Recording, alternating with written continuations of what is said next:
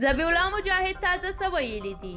په چین کې افغان جلغوزي څومره خرڅ شول؟ او د دې ترڅنګ درته نور ډیر تازه خبرونه هم لرو، نو ویډیو تر پایه وګورئ او یوټیوب چینل مو هم در سره سبسکرایب کړئ. د اطلاعات او فرهنګ وزارت مرستیال ذبیح الله مجاهد په تازه ټویټ پیغامونو کې ویلي دي چې د رئیس الوزرا سیاسي مرستیال مولوي عبدالکبیر د اهل تشیع له مذهبي مشر او پخواني سیاستوال استاد محمد اکبري سره کتلي دي.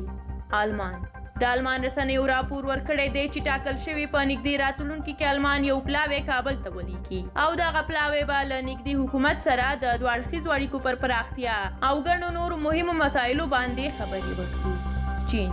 چین نړیوالې راډیو د خبر له مخې په چین کې د آسیایي او افریقایي هیوادونو د غوره تولیداتو د اخیستلو فیسټیوال د نومبر پر 8 په آنلاین ډول ترسره شو او 120,000 بیټ افغان جلغوزي چې وزن یې 26 ټنو ته رسیږي پکې پلورل شوي دي.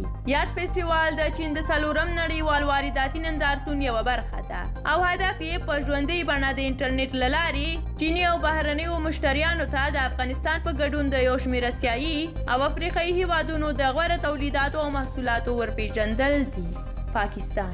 د پاکستان حکومت ضد اطلاف د دسمبر په میاشت کې د افراطیت او د پاکستان د اوسني حکومت د تګلارو پر ضد د لاریونونو اعلان وکړ. کرکټ د افغانستان کرکټ ملي لوبډله نن د نړیوال جام په وروستۍ لوبه کې له نیوزیلینډ سره د سیالۍ ډګر ته ښکته کیږي. افغانستان تر دې وړاندې 4 لوبې ترسره کړي دي چې 2 ګټلي او 2 بایللي دي. دغه لوبه د دواړو لوبډلو لپاره برخلیک ټاکونکې سیالۍ ده چې غواړي د ډیرو نمرو په ګټلو سره نیمه پای لوبې ته لار پیدا کړي. او په دې سره اخر خبر همدا چې د هرات ولایت د ښوونکو شورا رسنیو ته ویلي دي چې هرات ښار کې د منځنۍ او لیسې دورې د نجونو ښوونځي پرانیستل شوي دي. دوی هیله ښودلې ده چې د هرات ولایت په ولسوالیو کې به هم په نږدې وختونو کې د نجونو ښوونځي پیل شي.